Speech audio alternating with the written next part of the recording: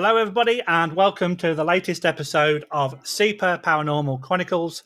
Today, I am delighted to be talking to Eli Lewis-Lycett, and he's told me that I can call him Eli, so I think I'm honoured. Eli is an independent writer, and he also has his own podcast, and his speciality is Cheshire, Derbyshire and Staffordshire in England. So, Eli, welcome. Thank you for having me, Lee. It's an absolute pleasure to be with you. Yeah, and unbeknown to the listeners, we have just been talking about football for the last 20 minutes. Let's not go there. Okay, so Eli, just tell us a little bit about yourself to start off with, then, please.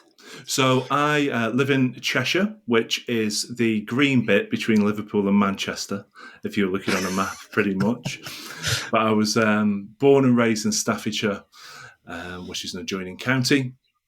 I've long been a history enthusiast, and I guess that through lockdown, really, all of the half-baked ideas and little plans and projects that I'd been pursuing genuinely as a hobby for a long time suddenly formulated together and kind of leapt out into the world. And that's why I'm talking to you today. And I appreciate that. Yeah, 5 hours time difference, so it's midday here in Canada and just after 5 p.m. in Blighty. Yeah. For those people that don't know, Google it. Only us old folk know what Blighty means. Okay, so you've been writing about the paranormal for quite a while, but what piqued your interest in start to go down that route of your life? So, I guess as a history writer and a folklore writer, the paranormal has always kind of been just out of sight. You know, it's ever present. Some of the old tales, particularly in the realm of folklore, you're only ever a couple of yarns away from a ghost appearing. Do you know what I mean? So it's ever present. Now, because I spend a lot of time in the kind of history arena, there's kind of two sides to it where a lot of people like to keep those two topics very distinct. But for me, I think that's a losing battle and not a battle anyone needs to fight, really, because the truth is, wherever there's history, if you look hard enough, there's some kind of paranormal or supernatural attachment there. And also, if anything, if a ghost's involved, it gets the history remembered. So that's often what actually brings it into light. And it's always been with me. As I grew up, my kind of first foray into understanding the connection between history and the paranormal, I used to have these kind of picture books when I was a kid of like Robin Hood and King Arthur, and I'd kind of pour through them on rainy Sunday afternoons and learn the legends. And of course, as soon as you're doing that, you're asking questions. Okay, so were these people? Why did they do these things? And as soon as that starts branching out, that's where the paranormal starts coming in, you know, ghosts of monks and things like that. So on a really basic level, it was always there. As I've become more proficient doing that, I guess, actually the ghostly legends, especially in the local area, because my kind of area of expertise, if that's the right word, is the kind of three counties of Staffordshire, Cheshire and Derbyshire, is ever present in the historical legends of the region. And so it's just always been there. It's bedfellows, really. So you mentioned the three shires, so yeah, Cheshire, Staffordshire and Derbyshire. You've already mentioned that you were brought up in Staffordshire and you now live in Cheshire. So where does Derbyshire come from? How does that join the trio? Yeah, absolutely. So where I'm from in Staffordshire, I lived in the Staffordshire Moorlands, which is like an enclave just north of Stoke-on-Trent that borders both Derbyshire and Cheshire. So when you're going about your daily life, you're forever crossing the borders of those counties. So you just as easily go out for a meal in Cheshire as you would to go and do your grocery shopping in Derbyshire. There's three kind of industrial towns. If you imagine them on a triangle kind of on a map, you've got Macclesfield in Cheshire, Buxton in Derbyshire, and Leek in the Staffordshire Moorlands. And they're very close together. It is like a borderland region. And over the last 1,000 years, if you like, and particularly then boosted through the Industrial Revolution at the end of the 1700s, those three population centres have been intertwined and reliant on one another in every aspect that you can think of. So it's quite a natural grouping, those three counties, particularly in the border regions. Anybody who lives there will consider those other areas, those counties, home as much as they would where they actually live. Right. So, funny story about Derbyshire. When I still lived in the UK, we're driving. I think we was going to Cumbria, me and the wife, before we got married. And I threw her the map book and I said, right, just find me the road that heads towards Derby. And she's like, I can't find it. It doesn't exist. I said, what do you mean it doesn't exist? It's a big city. And she went, how do you spell it? I went, Derby. She went, oh, you mean Derby? I found Derby, but I can't find Derby. It's like, oh my God. It is strange. So if you weren't from England or from the UK, there's a few things like that I think I'd be the same. Yeah. So it's like that's been a joke like for forever that we don't say things correctly. Derbyshire. So, yeah, that's it. Yeah. Let's not get started on Worcestershire though, because that completely confuses people.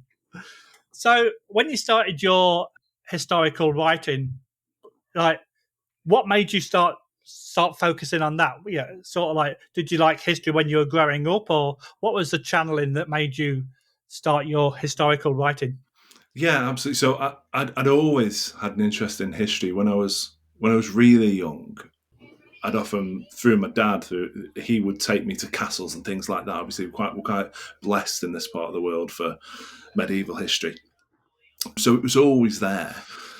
And it's funny now as I look back, I found some of my old school reports a couple of years ago from when I was like 8 or 9. And knights and castles and stuff is mentioned constantly through it. So I must have been a really intense kid on this stuff. And then you grow up and moved out of the area, moved to Manchester, came back to Staffordshire, and it's still with me. But it was when I got to Leek, L-E-E-K, the spelling, Leek in the Staffordshire Moorlands, which is a really ancient market town. And I was living there for about a year that I really got into the local folklore. And this is 20 odd years ago. And there was aspects of the local folklore that brought together all the kind of strands of interest, I guess, that I wasn't even aware of. I wouldn't have been able to quantify what I was interested in prior.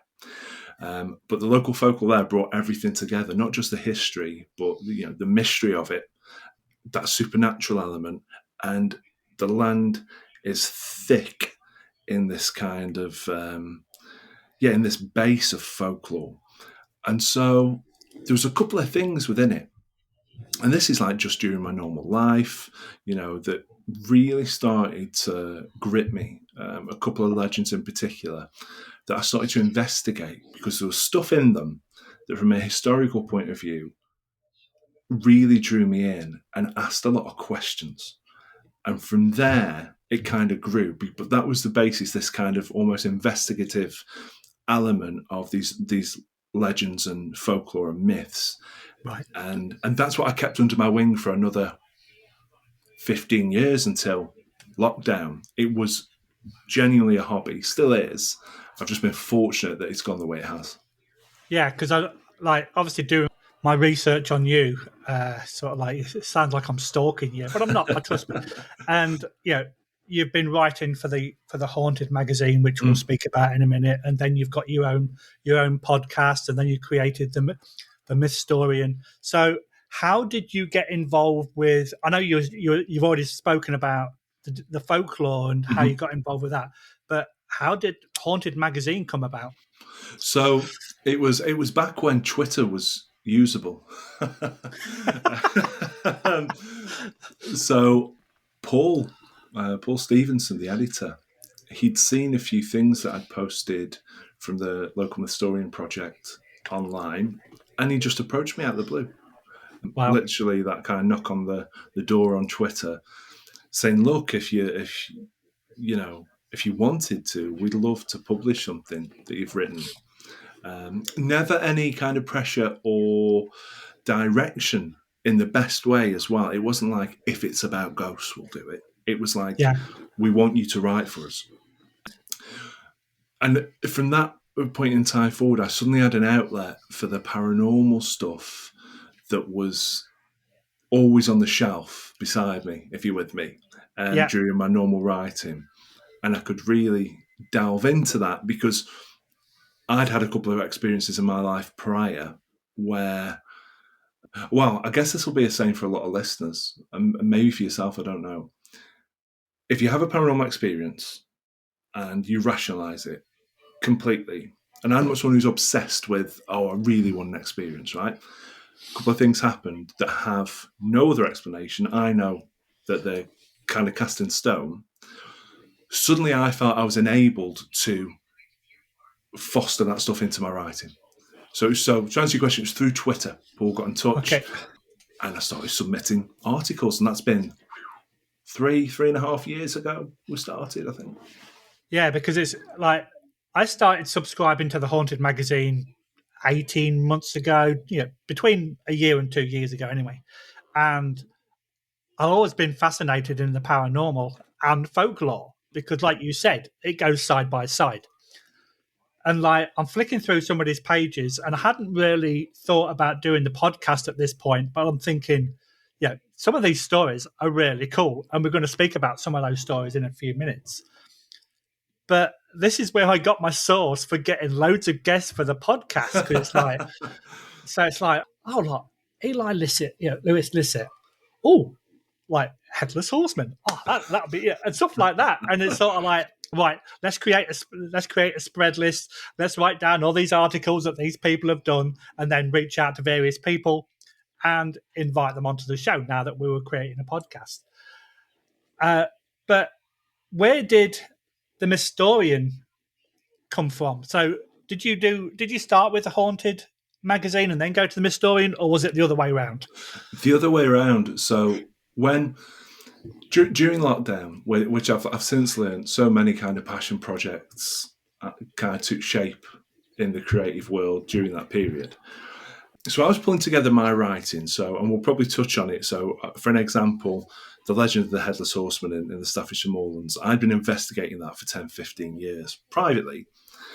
And suddenly I was in a situation where I could piece together, because I had the time, all those bits and pieces. And before I knew it, I'd wrote a 10,000 word article.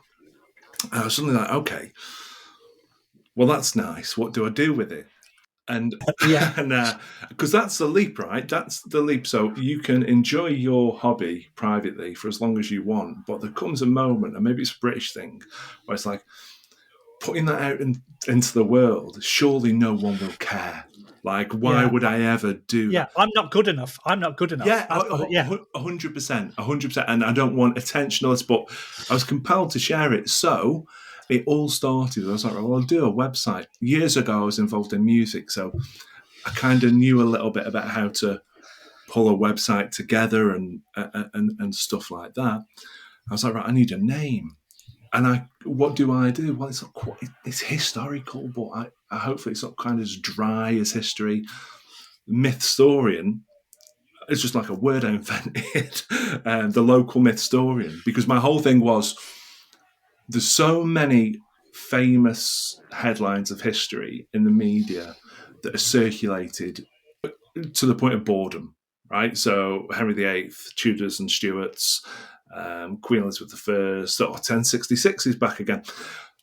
Whereas I think local history is where the real kind of strange and weird and wonderful tales exist that no one's ever going to write about. So the Local Mythstorian. So that started, and then Haunted magazine probably came about quite quick, actually, maybe like 6 months later, because I was just spamming the internet with the first few articles that I did. Yeah. And luckily, that many people were off work and bored that they read them. bonus. Yeah, absolutely. So it was the Local Mythstorian as the project, and the podcast, the Local Mythstorian podcast. Haunted magazine then came into that. Okay, yeah, and for those that are listening that don't know what the Local Mythstorian is, I'm gonna flatter you now. It's a fantastic website of amazing stories of folklore and hauntings and podcast interviews. It's the go-to. If you want to find out about Eli, it's the place to go to. That's very kind of you. Thank you.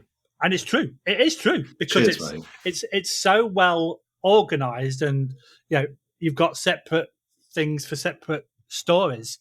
Like, I wish that I could have a website half that good. Well, I wanted it to be a bit of a hub. I guess I had a kind of a thing whereby for this area, wouldn't it be wonderful if I could kind of become the guy for this area in this topic?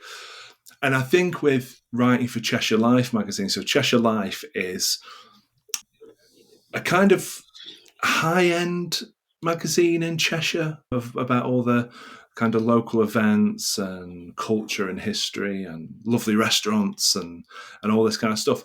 And they give me a history column every month, Nice. a folklore column, which you would not put those two things together. So when that happened, I kind of thought, well, heaven forbid saying it out loud, but I might have achieved that kind of goal. But thank you very much. You're very kind. Yeah, and it's definitely keeping you out of trouble because if you look at how many events that you've been to and you've got coming up, like you must be doing events like at least weekly. It's keeping. There is stuff that can get that regular. It's basically all my spare time because I work a normal job. Do you know what I mean? It's like, I'm busy, as is everyone, but it's been all that spare time for the last 5 years. October 2020 it launched, and funnily enough, 2 nights ago I was doing a talk at a theatre here in Cheshire, like a homecoming, I guess, on the history of witchcraft in Cheshire, which is quite a broad topic. And it kind of brought me full circle because I've got new plans and projects that have been germinating for perhaps 12 months that I really need to invest the time now in to bring them to fruition, because I found some notes for one that I'm working on now from 12 months ago, and I'm like, I haven't done anything on it. Like, I need to focus in that way. So that's probably the last live event for a little while. But going out into the kind of historical communities and talking about the folklore and history of that region with people who live there, which I've been really fortunate to do, is fantastic. And we've done some paranormal ones as well. We actually did Paracon last year because I do the Inspector Paranormal Podcast. I'm the historian on that. So it can be as busy as you want it to be. And sometimes you just have to kind of make sure everything's in its right box. Oh yeah, and when I decided that I was going to do a podcast, I thought I had plenty of spare time. And now, like I say, with the emails contacting you, like me and you have been in contact for a good 6 weeks, and like reaching out to other people and planning the podcast in advance. Like I've got enough scheduled podcasts to last me until September. That doesn't surprise me because especially what you do, because you're reaching guests. Because I do everything. Mine's more narrative based, but the project in general, it's kind of crazy. So you just want to be a writer and maybe a podcast presenter, I guess, and then you have to be able to do social media, web design, sound editing. The list goes on. So I totally get that. You thought you'd have plenty of time. Yeah, and that's it. And like I say, I have a normal job as well. Plus, I do Comic Cons as well. So, wow. I've got a meeting tomorrow for the first big one of the year in Montreal. So we've got Lord of the Rings people coming and stuff that. So so that's going to be start my time getting even more compact. So let's talk about some of your stories that you've been written. The one that I want to speak about the most is the Moorland Rider. Yeah. The Headless Horseman that you've already touched on already. So enlighten me about the Moorland Rider. So this subject, the Moorland Rider, the Headless Horseman of the Staffordshire Moorlands, without this, I don't think I would have, I don't think I'd be talking to you today. It was something that encapsulated everything that drew me into folklore and history and everything I wanted to kind of do through the Local Mythstorian. So there is a legend in North Staffordshire and the Staffordshire Moorlands, this borderland region between Cheshire, Derbyshire and Staffordshire, of a headless horseman. And the accounts were committed to record in the 1860s by a chap called John Slay, who was one of these antiquarian writers who went out into the community and captured the myths and legends of an area before they were lost forever. And in the 1860s, this is embedded in local culture. So the headless horseman appears out on the trackways between the villages. Always when a farmer is coming back from market, and would spring upon them and take them atop his horse and bound away through the local countryside at such a kind of pace and with such ferocity that inevitably the farmer would be injured or die. And there's several accounts recorded in the 1860s. Well, that's fascinating enough in its own, but that's only the tip of the iceberg, because this headless horseman character is still relatively recently reported in the area. So in the Staffordshire Moorlands, the most famous place is probably Alton Towers, which is the biggest theme park in Europe, like a British Disney World, if that's, it kind of works for people, and attracts a lot of tourists, millions of tourists. 2011, a Japanese family are kind of doing the tour of the region, going to the football stadiums and all this, and end up going to Alton Towers.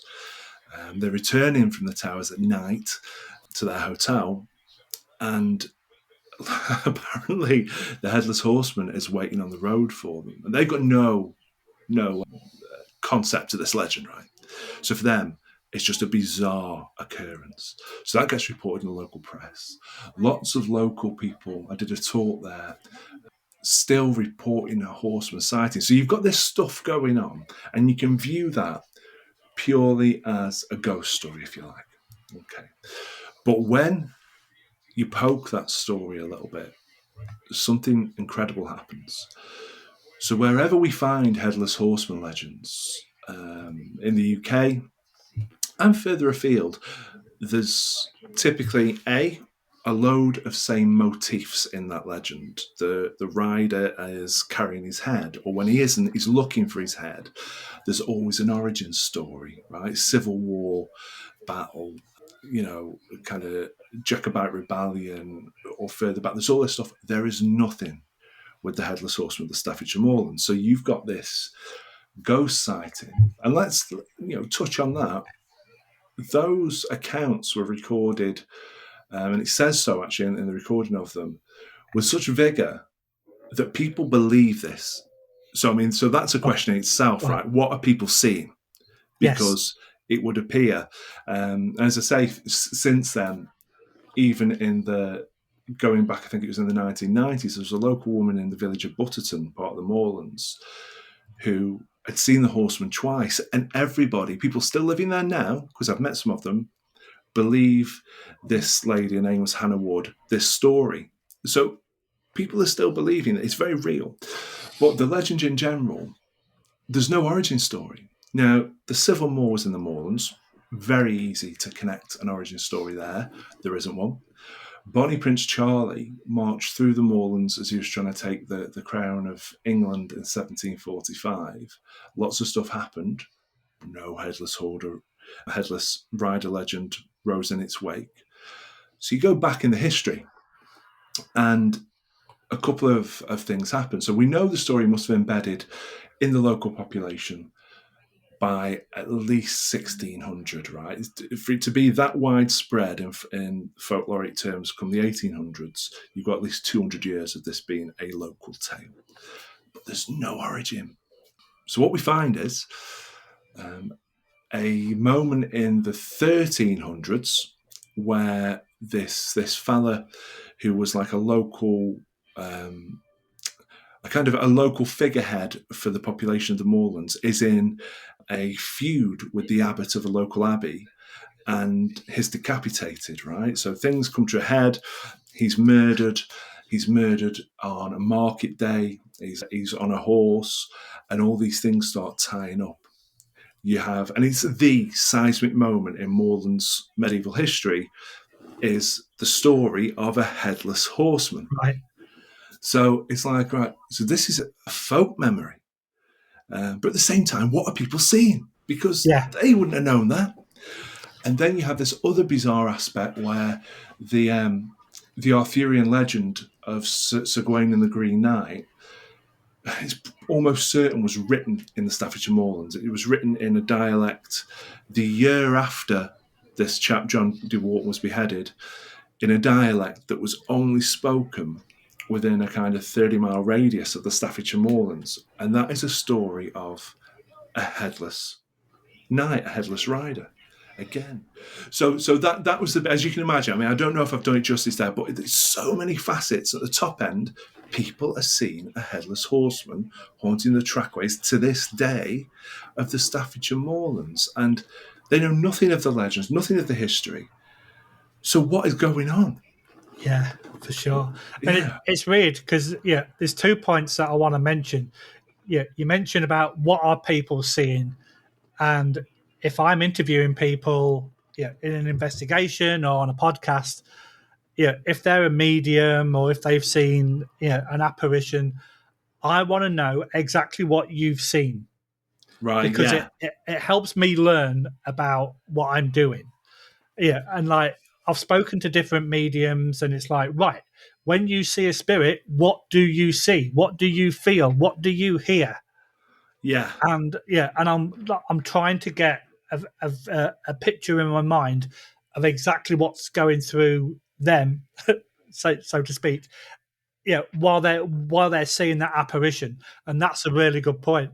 And the other point I wanted to mention that I find really amusing is whenever people talk about people on horses as being ghosts, 9 times out of 10 they all seem to be headless. It's like, why is that? Yeah. Well, it's a great point, and it is a trope of folklore, isn't it? A headless rider appears in this location, and it mutates and migrates and appears in another location 100 miles away, a headless rider again. But that was kind of the point with the Staffordshire Moorlands rider. All those stories that spring up that are all broadly similar. This is not. No one's saying that's the ghost of such and such who they're saying nothing. They're just going, there's a headless rider haunting the trackways of the Staffordshire Moorlands, and loads of people have seen it. So I like to think it's real, Yeah. And I think anybody that does it, that's involved with what both of us do, our main objective is to experience what other people have seen, to see what other people have seen, and to experience it for yourself. Like, I've always been a little bit skeptic, but I've got an open mind. And last November, I was at a jail about an hour away, and I'm walking around with a camera helping somebody set up for a public event, and I got stroked down the side of the face. Right. And it was a sterile room. It had been recently decorated, so there was no spiders, no cobwebs, nothing hanging down from the ceiling. And it just felt like I got a stroke down the side of my face. And it's like, I experienced that. Yeah. Nobody else did. So I can tell people what I experienced, but they could go in there and experience nothing. Yeah, absolutely. Yeah. And the power of these experiences. So many years ago, this story is really prosaic, but I think it might illustrate just how weird and wonderful the topic is, your topic is, right? So 20 odd years ago, I'm living in Manchester. It's Salford, actually. For listeners, Manchester and Salford kind of intertwine with one another, so you can think of it as Manchester. And I'm living in an apartment building that overlooks the River Irwell. So if anyone wants to go on Google Maps, I can tell you exactly where this place is, right? It's called the Peninsula Building in Kersal. I'm on it. Yeah, you can see it all. And what you'll find is a bizarre kind of layout. So you've got this apartment block, gated, lovely place, backing onto the river in the country park, surrounded by an estate that was quite dangerous at night, right, shall we say. Anyway, so we're living there, and it's 2005, 20 years ago. Now, I smoked at the time, right, cigarettes, right? And obviously on the 10th floor of an apartment building, it's a pain to get in the lift and go down and go out for a cigarette. So I would sneak along to the end of the corridor, crack a window open, and have a cigarette out the window. I feel really like naughty saying this, right? But it's the truth. Anyway, so it's a Sunday afternoon, nothing special about the day, middle of the afternoon, and I pop out of my apartment, go to the end of the corridor, crack the window, light up a cigarette, and the view is over the River Irwell. So meandering river leads into the city of Manchester and greenery. Okay, beautiful view, actually, not what I would envisage when I first moved to Manchester. Now, so I'm having the cigarette, I'm looking out, and this figure appears on the pathway besides the river. Now, I've got 10 stories up. And at first, it was so hard to kind of reconcile what I was seeing. It was a brown kind of cloth figure, which I suddenly realised, oh my God, that looks like a monk, right? Like a medieval monk right there. Wow. But it's too big, right? It must have been, I'm quite tall, I'm like 6'5", right? This thing must have been taller than me. It must have been like 8 foot. It was too big like it had been superimposed. I shout through and call my partner at the time over. And she comes to the window, and I point out the window, I say, can you see that? And she's like, yeah. And she's like, oh my God, what is that? And as we're watching it, it vanishes. Wow. Right in front of our eyes. Now, there are times when I'm careful about telling that story, because you can imagine historical circles, it can kind of mark your card a bit, but it's the truth. Yeah. Whatever that was, and that kind of really changed my perception on these issues, to the point whereby, as we discussed before we started recording, it cements a belief, and it's not like you're a crusader for the cause. But I know what I saw, as Uncanny says. I know what I saw. Exactly, yeah. You know what you saw. I know what I felt. Yeah. Nobody can take that away from you. Yeah, and it's personal to you and to me. Other people see other things and feel other things, and it's personal to them. You can't take that away from that individual because it's what they've experienced. Yeah, you don't know what's going in my mind, and I don't know what's going on in your mind, and it's the same kind of principle. Definitely, and I think, and that was, do you know what? I think as I've looked back over the years, because that's the other thing. I think you look back and say, did that really happen? Because someone else saw it as well. I think that's really spurred it on for me, that it's never left me. Yeah, because it was completely verified. And there's another part to the story which is even better. So the next day I go into work, right? I worked across the other side of Manchester. And again, you can look this up. And at the time, this was shocking to me. And I'm talking to a work colleague at the time, and I said, oh, yeah, you know what? I saw this really weird thing last night. I think I saw a monk walking beside the River Irwell. Now, my colleague's from Manchester, right? Is actually from Salford. And she turns to me and she said, oh, that'll be Kersal Sal. I was like, what do you mean? There was I forget which house it was, it might have been the Benedictines. There was a grange for the monastery there. And I did not know that at all. So, and you can Google that. So Kersal Sal, Kersal, Kersal, so region Salford, Sal, Cell. It's on Wikipedia, right? We didn't have Wikipedia. Well, I didn't 20 years ago. So what does that do to your mind, right? That's like... Exactly. Like, boom. Yeah. Like, it couldn't have been a better verifiable experience. Like, crazy. Yeah, rather than saying, Eli, I think you need to go and speak to a doctor. Yeah. It was just like, oh, well, that was Kersal Sal. Yeah, that's crazy. So you've got so many different stories to talk about, but I do want to speak about the Eagle Centre poltergeist. Wow, We're changing complete rhythms now, and we're going to a shopping mall that experienced a poltergeist. So Yeah, so Let's go. this is in the city you mentioned earlier in our conversation, the city of Derby. Derby's a very ancient city, but obviously, like everywhere, it's been modernised. If people are familiar with York and Chester and places like that, there's parts of Derby that could be that way, you know. But anyway, so there's a shopping centre, a market, a shopping mall, you know, as you say, that's set up there. I think it was in the early 80s from memory. And all the businesses come in, and you've got shoe shops and, you know, clothing outlets and all these kind of places. And they start having a problem, which is in all of these independent outlets within that building, they start experiencing poltergeist activity. Things flying off the shelves, figures kind of being spotted after hours by security men, you know, walking through the corridors and the hallways of the shopping centre.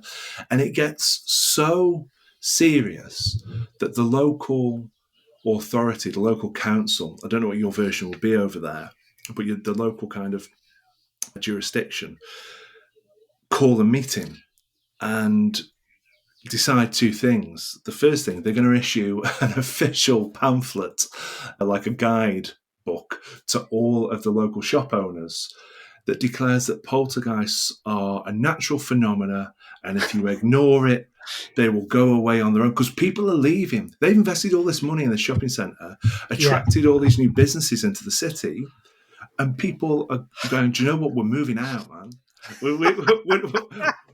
We're not dealing with this.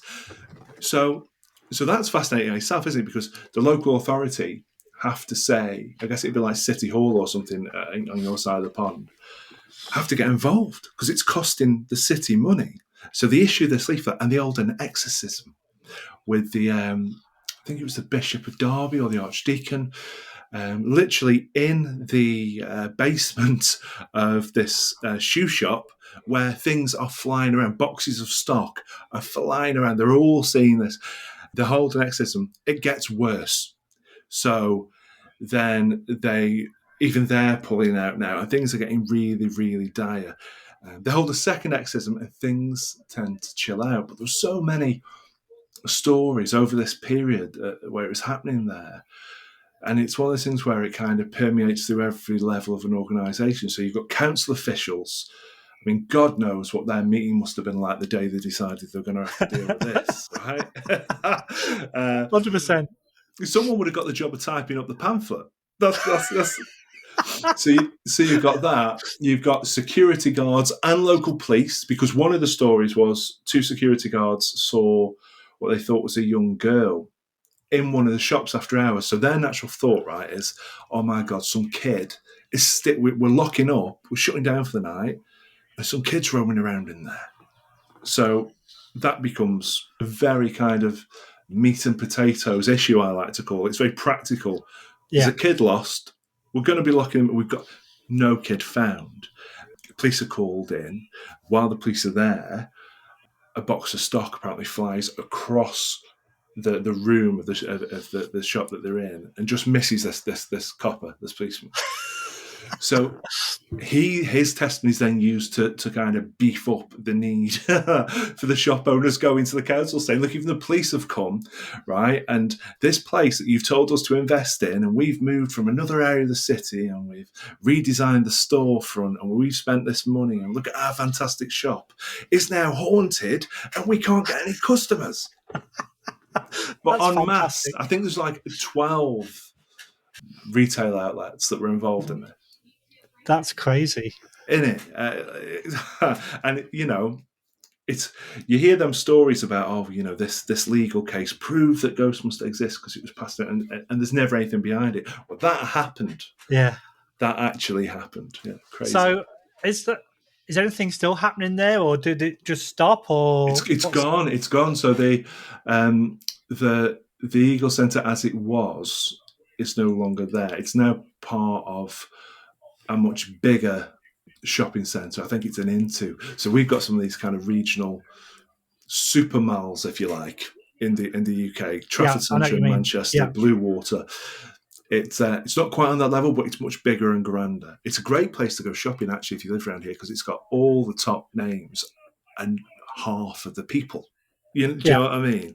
So that's still there. But there was an interesting thing, apparently, that area of the city many moons ago, it was a kind of front line between the Danelaw, so the Vikings, who were, people forget, for hundreds of years controlling a big swathe of England, and the Saxons. And this really bloody kind of battle took place there. That was and that might be reaching a bit into the archives for what could have caused that, but that was the thing that came out of it.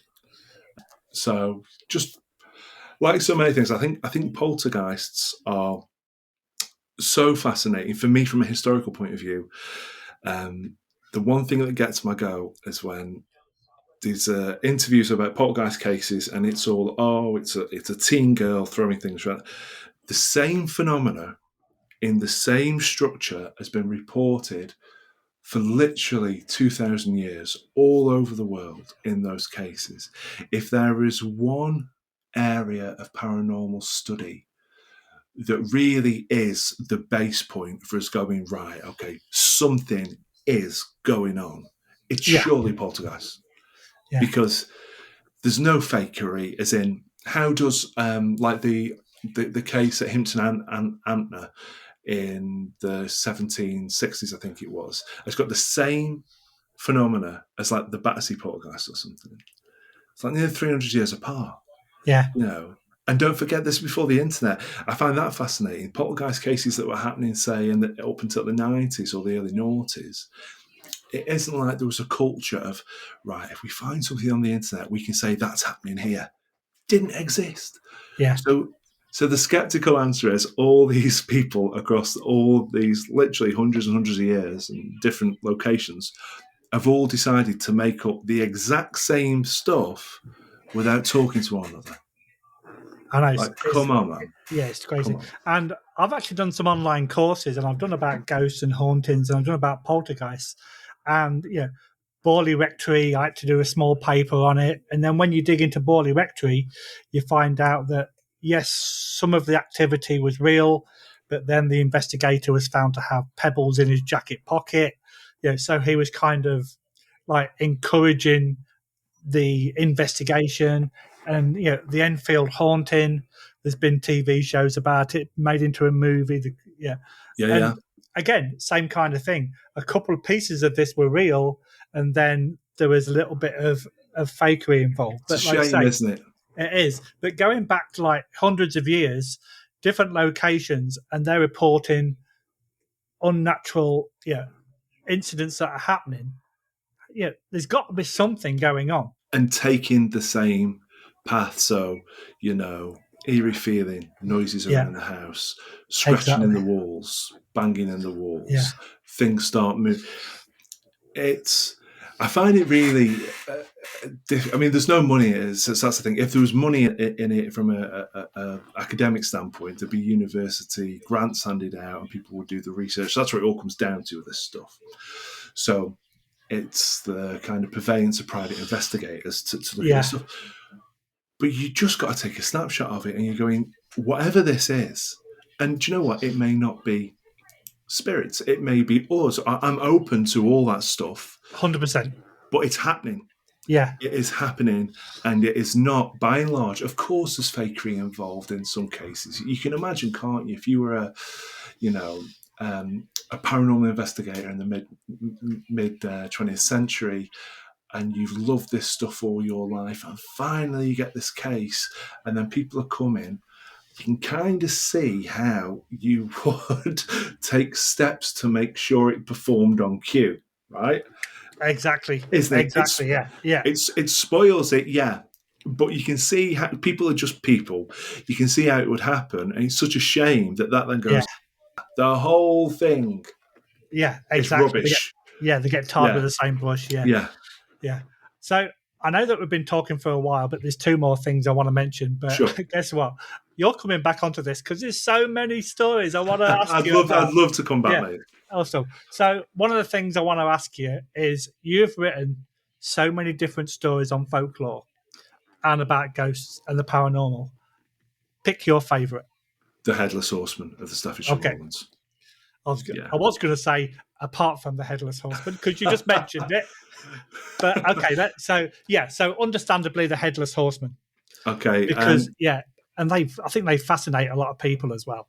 Yeah, 100%. I mean, another one would be the Bakewell Witches. So the town of Bakewell in Derbyshire again. Yeah. During the witch craze in the 1600s, it's a unique tale from that period. So during that time, 500 supposed witches, were brought to trial, 112 of them executed with hangings. These two are tailors. They're in their tailor's shop in the dark hours of the morning. The lodger is in the upper room above them, and he spies them through the cracks in the floorboards, reciting an incantation, and apparently they vaporize into thin air. He then repeats the incantation, gets it slightly wrong, and instead of the incantation is over thick, over thin to the cellar in London, right? He's then sucked out of the window of his room and is flown down to London in an instant, smashing against all the rooftops on his way, wakes up in a cellar.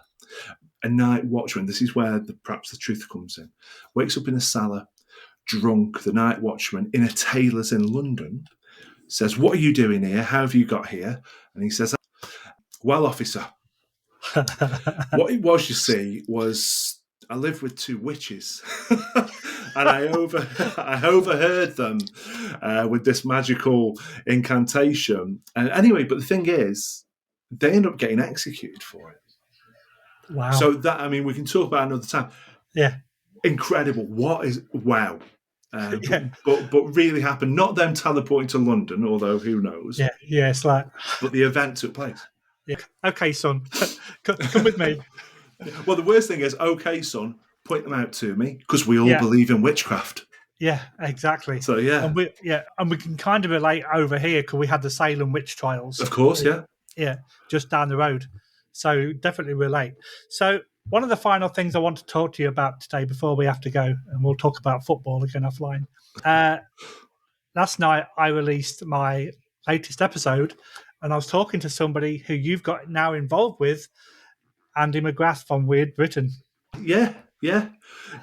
So that came about. So Weird Britain is a TV show kind of about the strange customs and the weird and wonderful folklore, all this kind of stuff. It's on a channel called Blaze TV. So unfortunately, I couldn't appear on the show because the filming schedule was just, and I get why, it was so short notice, right? I couldn't. It was like the next day out of the blue. But Go sick. Go sick. It's fine. I'll take a sick day. Well, I suppose. But yeah, we had a really good chat about some of the legends from Staffordshire, and I think they're kind of including bits and bobs of them in the second series. I don't know, but yeah, it was good. I hope to speak to him again because I'd love to do it. But here's the thing: you must come across this as well, right? So you've got this amazing project that you look after, but you've got real life alongside it as well. And so, unfortunately, the truth is, if someone at a day's notice says, "Can you be 80 miles away?" I'm like, with all the will in the world, like, no. Yeah. It's like, and I think that's something people perhaps don't realise. Unless you're fortunate enough to be in that stratosphere where it is your full-time kind of job, which is very few people, right? You are always battling with the realities of life. Yeah, for sure. Time. But yeah, great chat with him. I wish him very well. And it's like it was quite relevant, the fact that I was going to talk to you about that today, and I released his podcast last night. And he's another great guy, he really is. And you mentioned about like having a day's notice. I've spoken to 3 or 4 people that have either been on TV here or in the UK. Like I spoke to Barry Guy a couple of weeks ago. I listened to that episode. Yeah. And like, because of their film schedules, you're kind of apprehensive right up to the time that you see them on the screen. Yeah, are they going to be able to make it? Because we do a lot, like say I mentioned earlier about the Comic Cons. We get guests cancelling at the last minute because they've been offered a new film project. Yeah, and that's a lot more money than turning up to a small convention signing autographs. Of course. People get a bit pissed about that, but it's like at the end of the day, their career comes first, and that's what you have to realize. Yeah, and it's the practical reality, isn't it? Exactly, and I'm absolutely fine with that because I know that people have real lives. But I'm a firm believer in communication. Don't just say, "Oh yeah, I got called out after the event." If you think you can't make it, Lee, I might be late, or I don't think I can make it because of A, B, C, and D. And I'll go, great, let's reschedule. Done. It's sorted.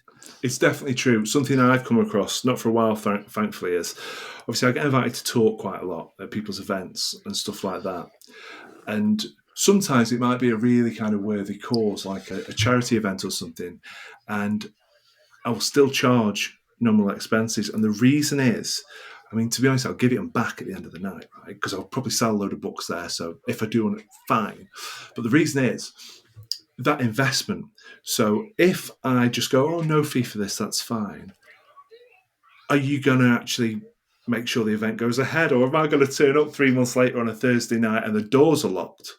Yeah. So, and it's all this stuff that goes around. And I think that would be an interesting topic, really, on someone's podcast about the realities of having a project like yours or a project like mine, etc., and just going, it ain't easy, mate. It ain't easy at all. Yeah. And like I say, and that's one of the reasons why people in the UK, I will kind of stick to the weekends to book them, and then people in North America, right, weekday nights, because it's there's less chance of screw-ups in the scheduling. Eli, thank you very much. You've been an absolutely amazing, and there will be a part 2, maybe a part 3, who knows? But I'd love to have you back on, and we'll talk about all the other things that I've got across the top of my screen that we've not been able to talk about. There's witches and there's demons and the boy that was buried alive. There's loads more that we could talk about. But for now, I thank you very much. It's been an absolute pleasure, and I definitely look forward to speaking to you next time. Thanks very much. Thanks very much, Lee. Take care. Bye-bye.